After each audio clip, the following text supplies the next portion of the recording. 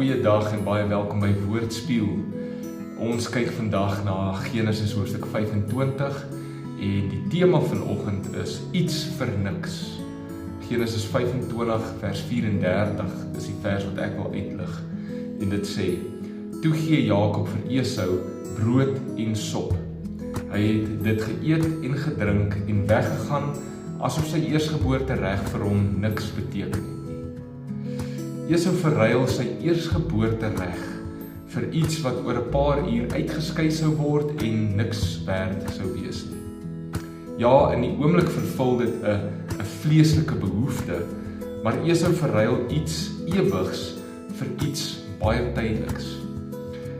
In daardie oomblik is dit asof Esau ook baie meer maak van hierdie vleeslike behoefte as wat dit werklik is.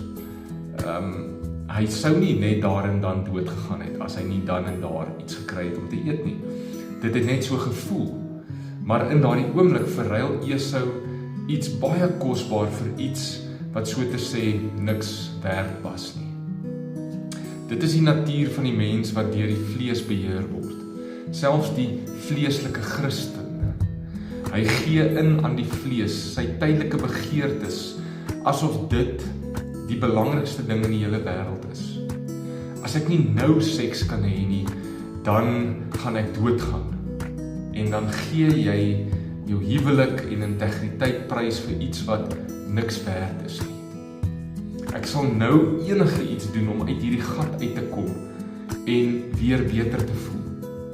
En dan doen ek iets waardeloos en ek verruil in die proses dalk iets so kosbaars in plaas van om net 'n bietjie volharding te toon, dalk 'n bietjie geduldig te wees. Ek moet nooit iets van groot waarde verruil vir 'n tydelike noodgeval, skynbare vleeslike behoefte nie. Hou vas aan dit wat kosbaar is.